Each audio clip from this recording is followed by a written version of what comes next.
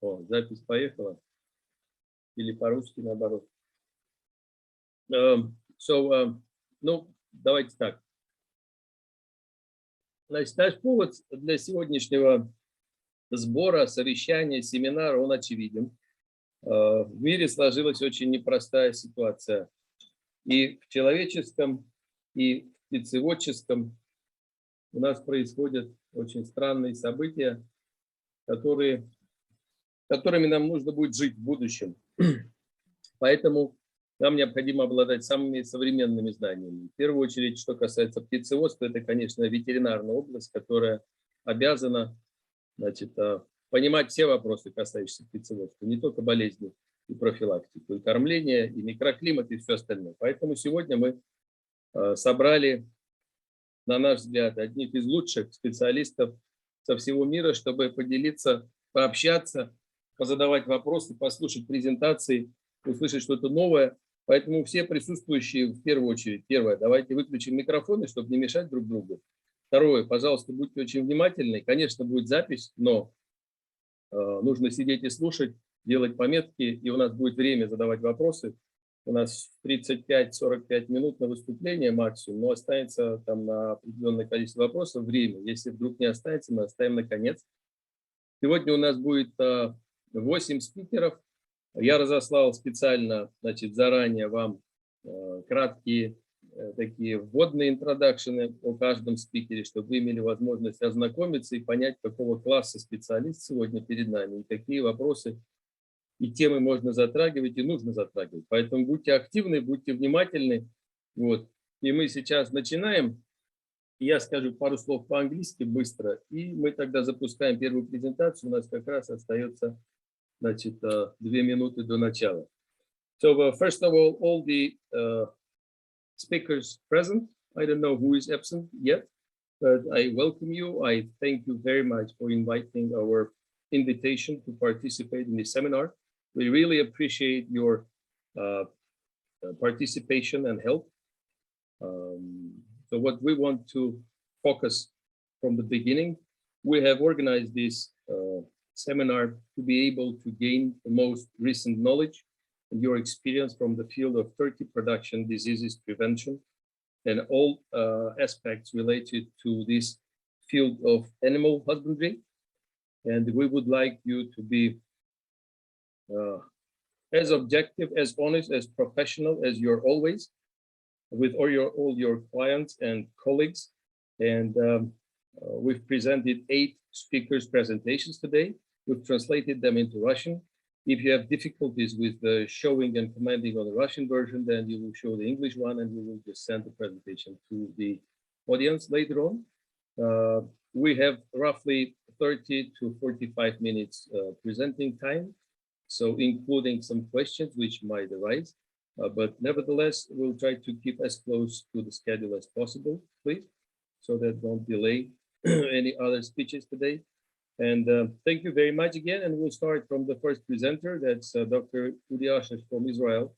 He's going to present us information about Newcastle disease. And the floor is yours. And let's start. То есть начинаем с первой презентации. Уди Ашаш нам читает тему по болезни Ньюкасла. Я тогда отключаюсь и предоставляю ему возможность, да, показать нам свою презентацию. Поехали. Перевод есть? Работает? Артем? Да, работает. Все хорошо. Поехали. Okay.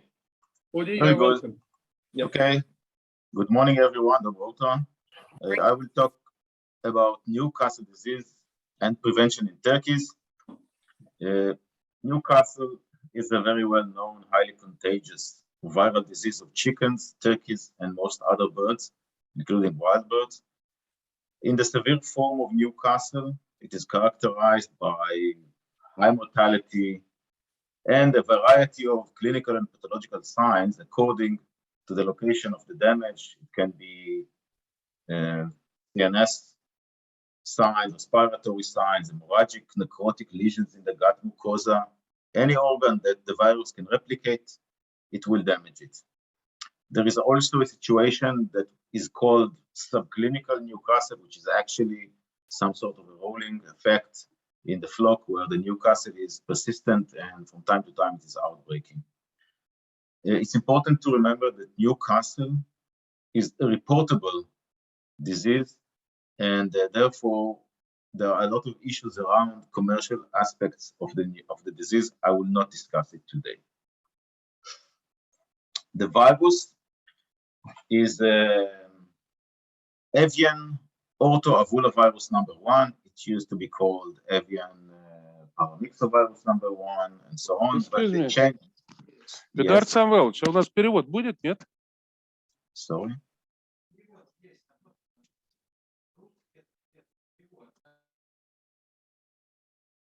Hello? Excuse me. Артем? Yes, we can hear you. Okay. Все, Sorry. спасибо, нашли. Василий Васильевич, выключите звук, пожалуйста. Мы продолжаем, да? Okay. Yeah. So the virus itself is large. It is enveloped virus with all the implications on disinfection and cleaning. Enveloped viruses are much more susceptible to environmental conditions, to disinfectants, and so on. It's pleomorphic. Sometimes it looks round, sometimes it looks in a different form. Relatively large, 150 by 400 nanometers in diameter. And what you see on the right side is electron microscopy of the virus with the projections of the surface protein HN and F that we will discuss later. Molecularly, the structure of the virus, it is a single-stranded RNA virus. RNA viruses are replicating in the mucosa, in the cytoplasma, or in the cell of the birds. It has roughly 15,000 nucleotides, and there are 3 main genetic sizes in the Newcastle. It's 15,198 and 86 and 82 and 92. It's not really important. There are several proteins in this virus. I will focus on 2 important ones. I will mention the large protein, but we will really focus on the fusion protein and the hemagglutinin neuraminidase protein that are found on the surface of the virus. Why they are so important? It's because of their activity and also because the immune system is reacting to these antigens. It's not reacting to anything that is inside the virus. If you look at the activity of each one, so the fusion protein is found on the surface, projecting from the membrane, from the envelope, and its main activity is mediating the cell entry. The virus has to enter the cell somehow, so the fusion protein is doing it by fusing the membrane of the virus with the membrane of the cell. And this fusion protein will be discussed in a little bit more details later, but it is a highly important factor of virulence. The hemagglutinin neuraminidase is responsible for the attachment of the virus to the mucosal cell of the chicken, and also to the budding out of the virus from the cells after replication. The neuraminidase has a very important role in shutting down the receptors on the mucosal cells after the entry of the virus into the cells, so no other viruses can go in, and that's also an important role. The large protein is actually responsible for the speed, if I may say so, of the replication of the virus, so it is also a virulent factor because when the virus is replicating very fast, it's also more virulent. Let's see how the virus is entering the cell. It's important to understand it because we will talk about those proteins when we talk about immunity. So first, there is an attachment between the virus and the mucosal cell. Otherwise, there will be no cell entry. And the protein responsible for it is the hemagglutinin, and it is attaching to a special receptor in the cell, in the chicken mucosa cell called sialic acid receptor. This receptor is also attaching other respiratory viruses like IB, like TRT, and it's a very, very important part of the infectivity. So first, there is an attachment. Now, the hemagglutinin neuraminidase is important in doing the following function. First of all, it's the binding to the sialic acid receptor. Also, it is what is called receptor destroying effect of the neuraminidase that is not allowing other viruses to go in, but also it is important for the budding out. You have to have no attachment between hemagglutinin and sialic acid receptor when the virus is coming out from the cell. And this is, it's important also to know that HN, even though it is considered the same in all Newcastle viruses, virulent and non-virulent, apparently there are virulent effects also with this protein. I will not go on details of this slide because of the time, but once you are taking HN from a virulent virus and you put it by genetic manipulation into a vaccine virus, you are increasing the infectivity and the virulence of the vaccine virus. And by this, we know that HN also have a virulent effect. The second part is fusion. So there is a fusion, as you see in this chart on the part below. Once it is attached, the membranes are fused, and the content of the virus, which is containing all the genetic material and the replication initiation, is just poured into the cytoplasm of the cell, and then the virus can start the replication. Now, this F protein, the fusion protein that is responsible for that, is not coming as an active protein. It is coming as a protein that's called F0, no activity, but it has to be cleaved to 2 in order to create this fusion effect. And there are 2 main types of F protein. One which contains a certain sequence of amino acids, and this sequence of amino acids in the cleavage site can be cleaved by proteins that are found in the cytoplasma of the cells of many tissues. The other type of F protein, and I'm putting it in a very simple way, has a cleavage site that is done by host cell enzymes that are exclusively found in the respiratory tract of the chickens. That means that certain types of Newcastle can replicate in the respiratory tract and everywhere else in the chicken body, and other types can replicate only in the upper respiratory tract. They cannot cause a significant damage to the bird. These are the lentogenic viruses. And the difference between the lentogenic virus and a virulent virus is the F protein cleavage. So this is why the F protein is considered the most important virulent factor in the Newcastle virus. So to summarize this virulence talk and other things about the virus, so the main virulence factor is the cleavability of F protein. Also, we know that HN also influences the virulence by tropism to the virus.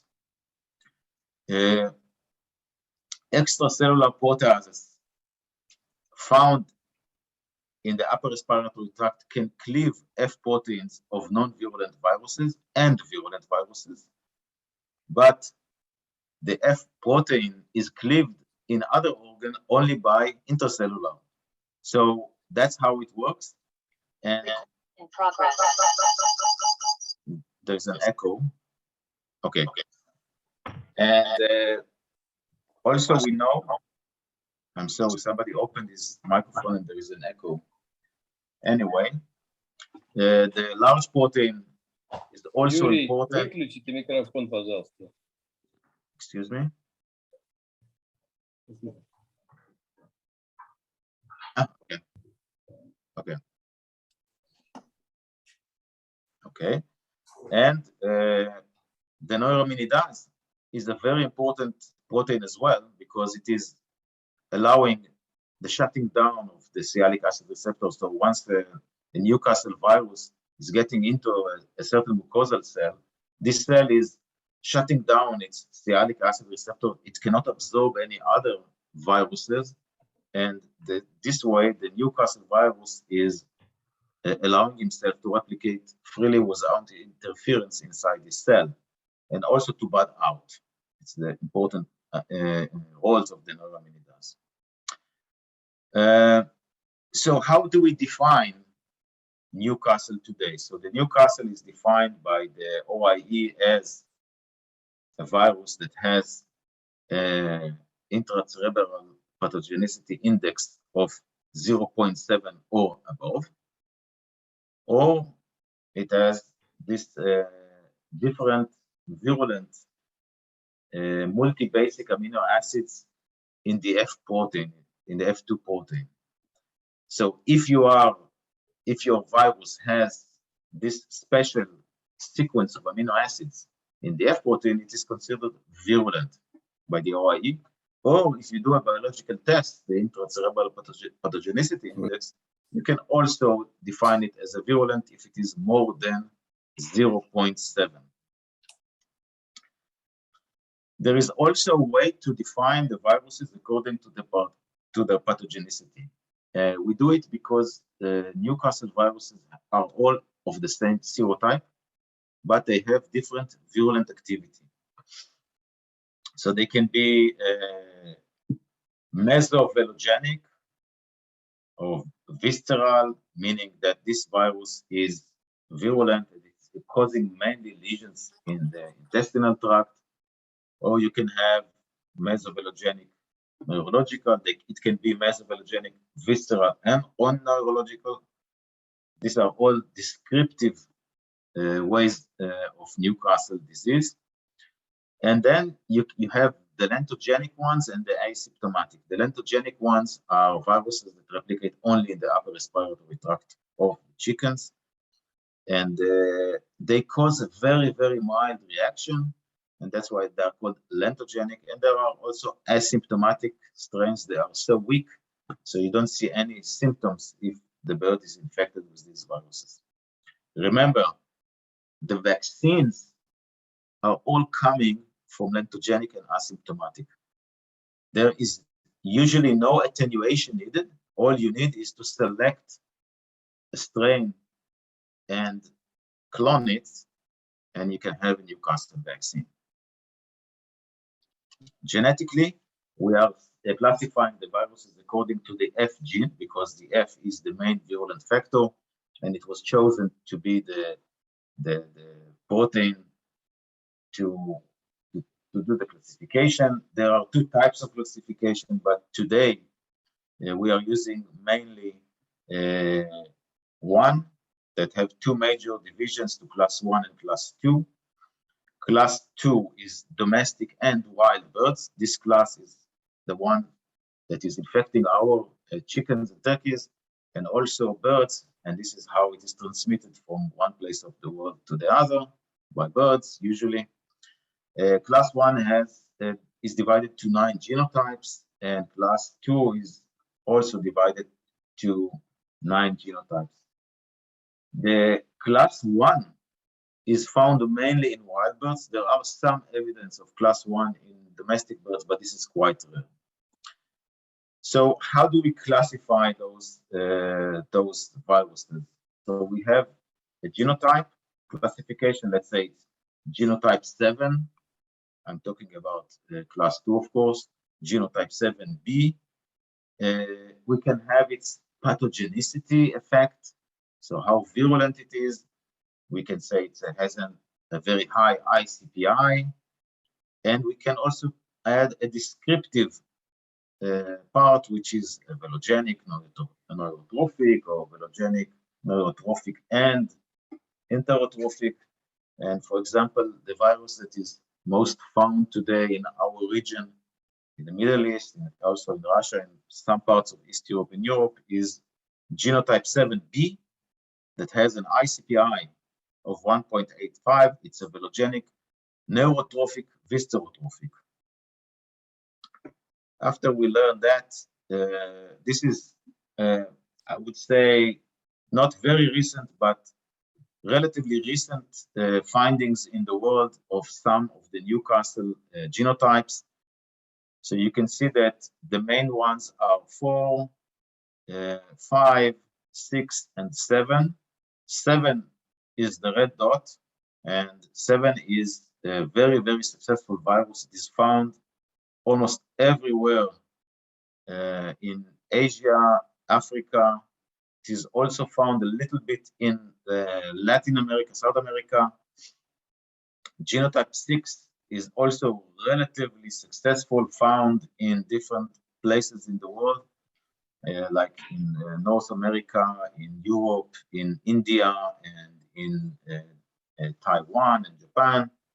And genotype 5 is more related to North America and Latin America. There are lentogenic types all over the world, and the level of disease is different in different parts of the world. For example, in North America, we hardly see any outbreaks of very virulent Newcastle. In the US, we see it more in Mexico. We see it also less in Brazil, in the southern parts, but in the northern part of Latin and South America, we do see virulent Newcastle, and it's usually genotype 5.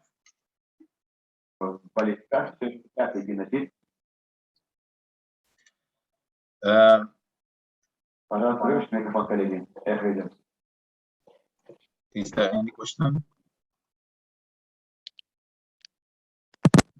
Okay, so the viral replication and the pathogenesis. So all the Newcastle viruses are entering through the upper respiratory tract, some of them also through the intestines, but it's quite rare. And the first thing is replication of the virus in the upper respiratory tract, and then you see all the respiratory clinical signs. You see some red trachea, and then there is a special affinity of this Newcastle virus to erythrocytes. And on these erythrocytes, it is traveling inside the chicken body and reaching many, many organs. Now, according to the possibility of the F protein to be cleaved in different organs, you see different levels of damage. And the F protein is determining the virulence and the different tissue tropism of each strain. By the way, the same genetic strains of Newcastle can be with a variety of virulence. You can have genotype 2 as vaccines, like Lasota, and genotype 2 as a very virulent strain, like and as I mentioned, the HN characteristics are also serving as a virulent factor. So first, it is replicating in the upper respiratory tract, then it moves in the body via erythrocytes in the blood. The incubation period takes between 2 to 15 days. In chickens and turkeys, it is typically 2 to 6 days. So once you start to see the clinical signs, it means that these birds are already 48 hours minimum infected. After that, the virus is shed from the bird for a variety of lengths of time according to the strain and the types of birds. In turkeys, we found that they can shed viruses up to 90 days after infection, especially when we're talking about genotype 7. In wild birds like psittacines, and also waterfalls, it can stay for a very long periods of time, longer than in domestic birds, and usually they can be also carriers without any clinical signs. It's important to know that shedding and circulation of virus is found regardless of the vaccination status and the immunity status of the birds. The birds can be protected but still shed virulent viruses.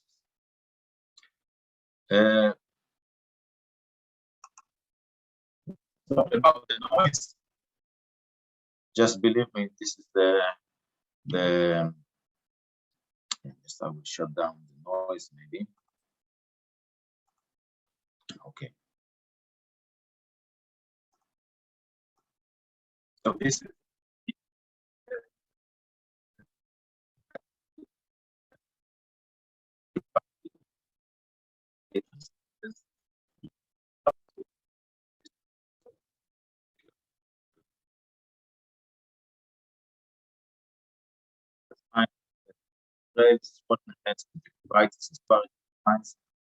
usually there is a decrease in feed and water intake drop if these birds are laying eggs. There is a drop of egg production, and about 7 days later, if it is a neurological virus, you will see the neurological signs. They come usually at the last stage of the disease. Mortality starts within the first, with the beginning of the clinical signs. Let's say you can have a 24, 48 hours delay between clinical signs and mortality, depending on the level of virulence of the virus. And it can spread very fast between houses, especially in poor biosecurity regions. Morbidity is usually 100%. So all the birds will be carriers and sheds. Mortality can be anything between 5 to 100%, according to the immune status and the susceptibility of the bird and the virulence of the field strain.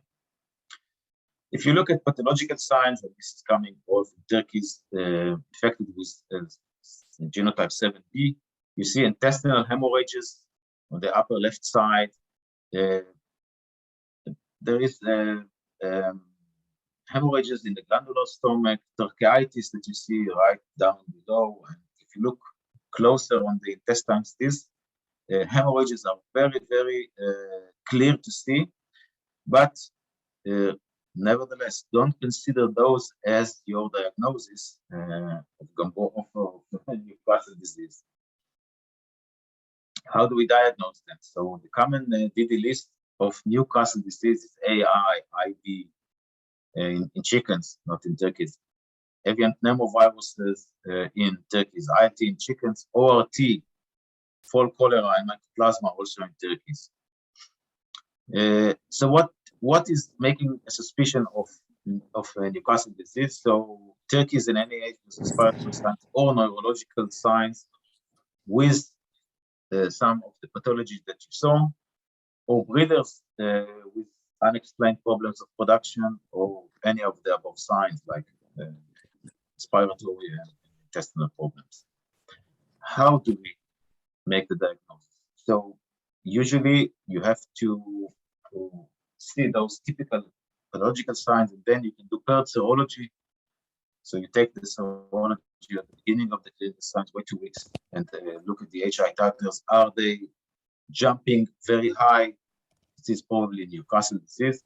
Faster and more accurate way today is to take swabs, cloacal and fecal swabs for PCR, or do direct FDA smears with organs that look affected, like the trachea, like the brain, tissue, and so on.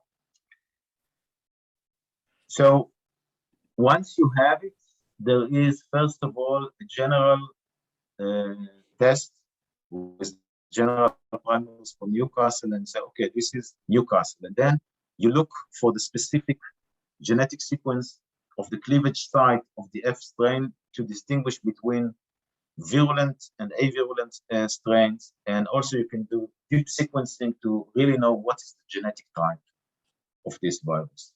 So remember, you rely on 3 legs. First of all, you need to see the clinical signs, the pathology, and then you do a lab work to make sure that this is Newcastle and not anything else.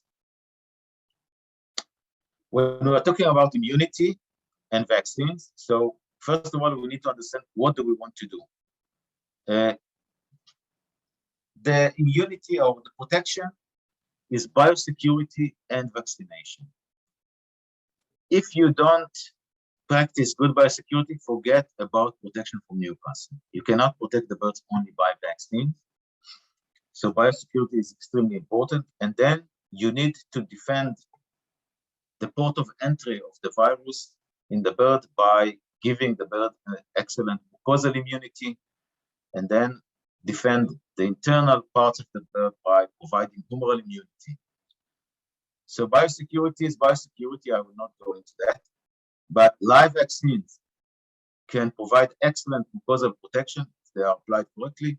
Live and inactivated vaccines will also create antibody titers that will protect the birds from the inside. So if you keep these 3 layers of defense in your flocks, probably you will not see a high amount of Newcastle outbreaks. And when Newcastle is really challenging your birds, the damage will be negligible and acceptable. But remember, there is no zero infection of Newcastle. The vaccination and even the biosecurity cannot give you a sterile situation. What are the current Newcastle vaccine solution vaccination programs for turkeys? So as I said, you need to protect the mucosal surface cells by providing cell-mediated immunity and antigen, antibody, IgA, and then prevent the bird by also giving humoral antibodies. There are a few types of available vaccines for Newcastle today. Not all of them are available for turkeys. So you have those regular conventional live vaccines like Lasota clones, VH, VGGA, B1, Ulster strains. They're all coming from genotypes 1 and 2, applied by spray, either of drinking water. The duration, the onset of immunity is 2 to 3 weeks. The duration of immunity is relatively short. I believe not more than 10 weeks if the bird is having a few boosters. The immune response is cell-mediated immunity plus a local antibody reaction and humoral reaction. It is local and systemic reactions. These are very effective vaccines. They are influenced by maternal immunity. So if you have maternal immunity, it will reduce the effect of the vaccine. And it is also affected by further vaccination that you do. So after the birds have high HI titers and a strong reaction of cell-mediated immunity, once you are trying to revaccinate, the effect of the revaccination is reduced. You can also use activated vaccines that are comes as live, those live strains that are inactivated, or you can also have all kinds of recombinant reverse genetics vaccines. Again, genotypes 1 and 2, they are given by injection. The immunity onset takes a bit longer times, 3 to 4 weeks after the second booster. And if you do only 1 injection, it's not enough. The immune response is antibodies, and it is systemic. It is highly affected by the maternal immunity. So if you are injecting a day-old chick with high maternal antibodies against Newcastle, this vaccine will have very, very low effect. And it is also affected by further vaccination that you do. So these gaps between vaccination, and you have to take it into consideration when you are vaccinating chickens. The recombinant Newcastle vaccine are still not in use in turkeys, as far as I know. And also there are what's called homologous vectors. These are relatively new vaccines, and I'll not go into it, but the idea is to have, let's say, a recombinant Lasota with F protein, modified F protein of genotype 7, for example. What is the role of these specific anti-Newcastle antibodies? So you cannot decide that you are vaccinating the birds only with live vaccines or only with inactivated vaccines. Especially only with that inactivated vaccine, it's definitely not enough, because the virus will replicate in the upper respiratory tract. It will create drops in egg production. So you need these antibodies in order to get good immunity and as wide protection as possible. Now, there are two types of antibodies. One is against the HN, and these antibodies are relatively universal. So if you have high titer of antibodies against genotype 2, it will also have an excellent effect on genotype 7. That's not true exactly for the F antibodies. And as you know, I believe if you are vaccinating with genotype 2 and the birds are infected with genotype 7, usually you have virus shedding. The birds can be protected. You will not see clinical and pathological signs, not in a high level, and there will be no economical damage, but the birds will shed the virus. And basically, if you're asking yourself, why do we see Newcastle all the time? It's because there is a constant presence of this virus in domestic birds and also in wild birds, and usually we don't see it. So antibodies are important. Today, the vaccines that we are using are defined by the PD50. I'm emphasizing it because it's important to understand that in the past, we used to ask ourselves how much antigen was in these vaccines before inactivation. Today, we ask what is the quality of protection you are getting from a certain dose volume of the vaccine. So we used to work with what is called EID50, embryonic infectious dose 50. Now we work with protective dose 50. And the differences between the vaccines are according to their ability to protect chickens at a certain volume. Usually it's 0.1. You can see here different vaccines with different PD50, and you can see that there is huge variety. You can have at 0.1 milliliter, 50 PD50, 60, 100, 20, 17. By the way, the minimum is supposed to be 50. So these vaccines are very, very low PD50. These are all acceptable vaccine. This vaccine is with higher PD50. But this is, and this can tell you, and also help you to select what vaccine you need to use. When we're talking about vaccination programs in Turkey, so vaccination programs are related to the local threat. It is related to the type of birds that you have. It relates to the virulence. It relates to the level of your biosecurity. What you see here is, let's say, the maximum, I think, vaccination that you can provide to your turkeys, and in high virulent regions. You can also play around with all these timing and types of vaccines. It's not a Bible of vaccine. But usually you start in day 1, or let's say day 1 to 4 days of age, with a course spray of live virus to initiate cell-mediated immunity in the port of entry to avoid early infections. This immunity lasts for quite short time, so you need to repeat it at 12 days of age. Also remember, the chick is hatching. Turkeys and chickens are hatching with very, very poor immune system, and it is developing in the first 2 to 3 weeks. And if you are vaccinating only at the first day, you will not have good immunity or good immune reaction. So the second time should be at around 2 weeks of age, where you give live vaccines by spray. And also you can start with the inactivated vaccines to create high level of antibody titers. And then you follow at 32 days another live vaccine and another inactivated vaccine. And in this way you are getting an excellent booster. And then you can follow in females with 2 live vaccine, and it should be enough until 15 weeks of age.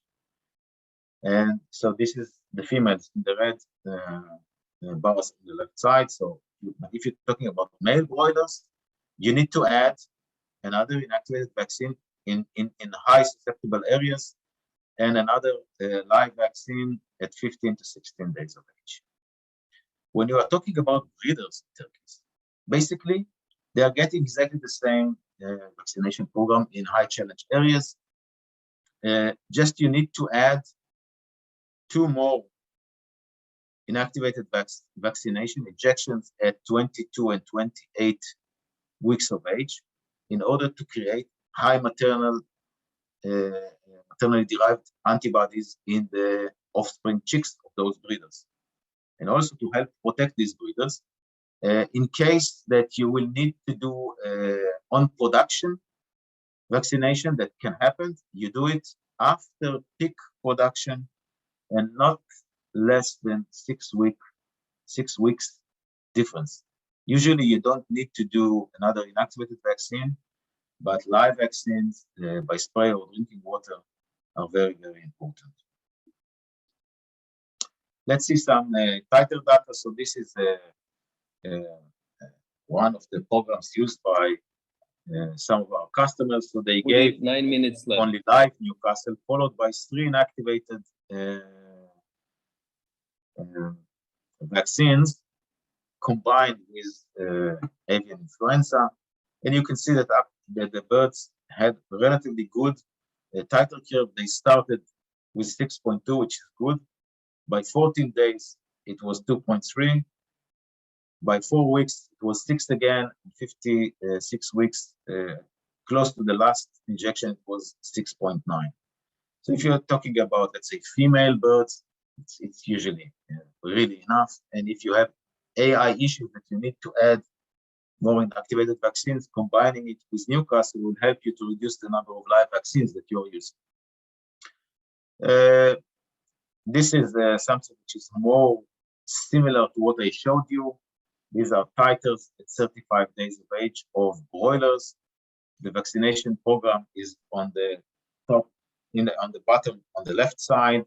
They got at 4 days of age Newcastle by spray, and then 14 days of age, they had only an activated Newcastle, followed by a live Newcastle at 21 days, and another inactivated and live at 28 and 31 days of age. And at 35 days, their average was 7.2 with a standard deviation of 1.2. This is excellent results, and you don't need more than that to protect your broilers, broiler chicks. And usually, if you keep biosecurity, good biosecurity, these titers and vaccination program will protect the birds from Newcastle.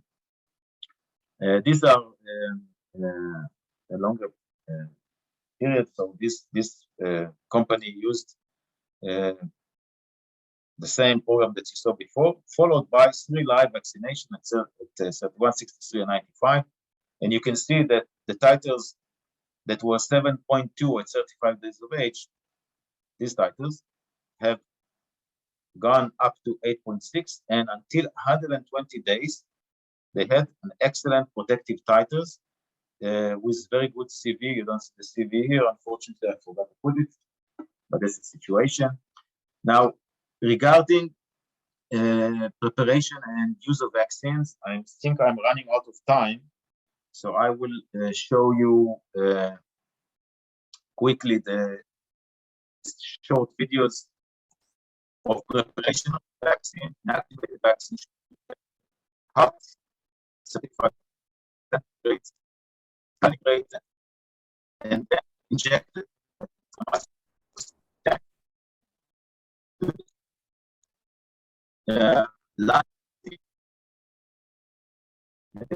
Should be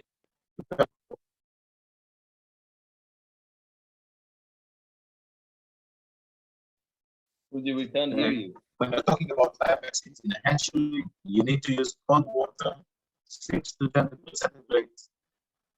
You need to use water with a pH level of 5.5 to 7.5, not less and not more, or the virus will be damaged. Of course, the water must be disinfectant-free, chlorine-free, and it's not mineral water. Don't use mineral water because they have relatively high pH. You need to calibrate the systems so the spray will be delivered evenly, and you need to use 100 to 200 microns. Remember that the birds are not inhaling the virus, they're not putting it into the respiratory system. They are, it should touch their eyes, nose, and upper and the mouth mucosa for the vaccination. On the farm, when you spray, you need to keep the ventilation, keep the lights on, and out to one side and spray to die. Feel the way that you are working. I will not go on that because of respect of time, but our biggest problem with protection is the way that people apply the vaccine. So in the end of the day, the reason for bad protection after good program and good vaccines and even biosecurity is that we are vaccinating the birds, but because we don't do good application of vaccines, the birds are not immunized. And this is the main problem of Newcastle today, as I see it, in both turkeys and chickens. And with that, I will thank you. And I'm not sure if I have time for, maybe I have a few moments because we started after 10. Yes. So I will show you a little bit of key points on AI. The main route of AI transmission is direct contact between the carriers, the wild carriers, birds, people, equipment, and the domestic poultry. We see AI periodically in the world every year in different places, in all types of chickens and turkeys. And usually we see it more in layers of turkeys because of the susceptibility, and also because in many places layers of chickens are in open houses, at least let's say in the hot regions. And of course, the biosecurity in layers of turkeys, I'm not saying anything about Russia, I'm talking about the majority of the places that I see the biosecurity in turkeys and layers is less than in breeders and broilers of chickens.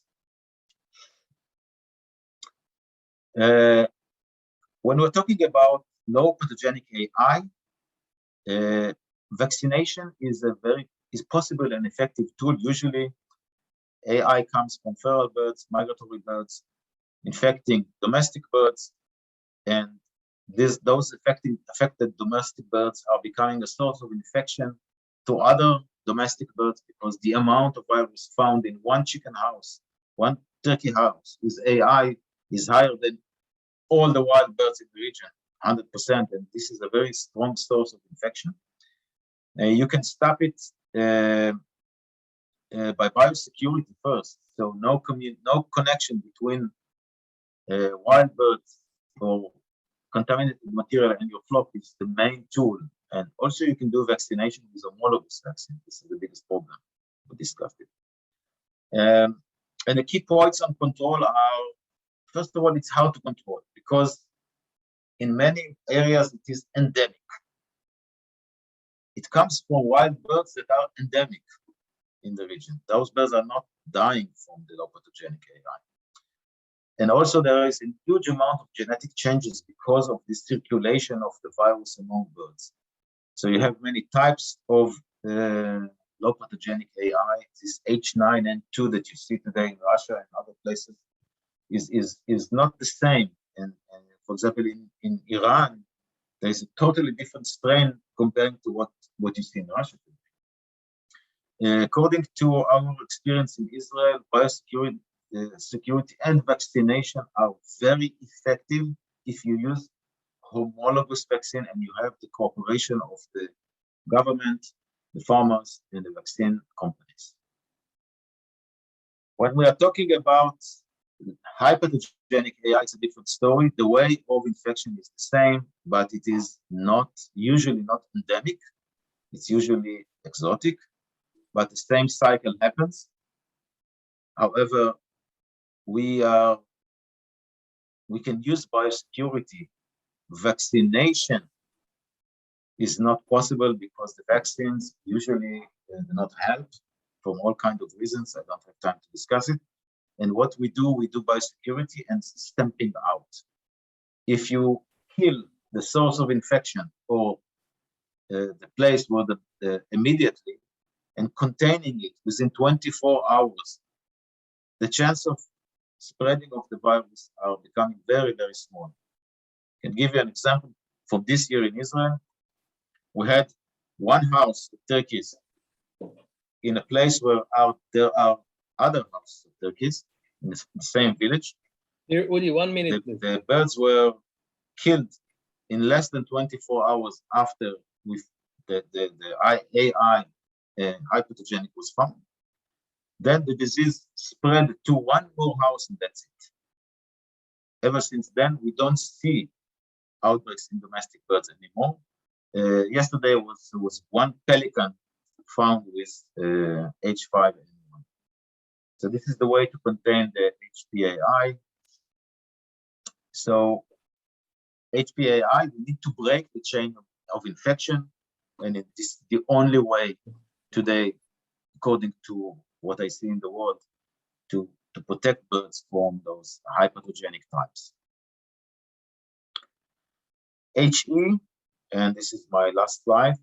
So it's an adenovirus causing hemorrhagic enteritis, mortality, and secondary infections.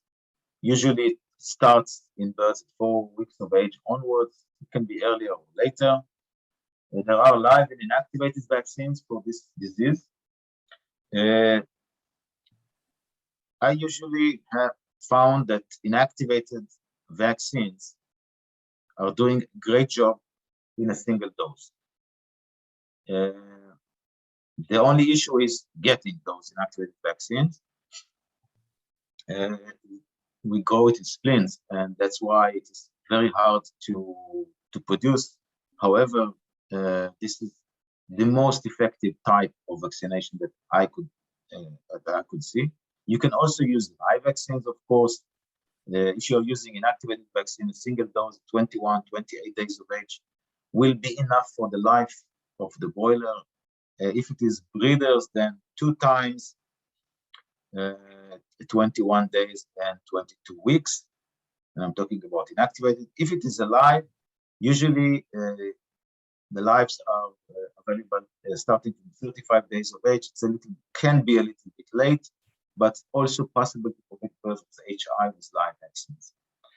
And with that, I would thank you very much, and I'm open for questions. Thank you very much, Udi. We probably don't have much time for questions. It's 3 minutes overtime. So we'll probably pass to the next speaker and then discuss maybe a bit later.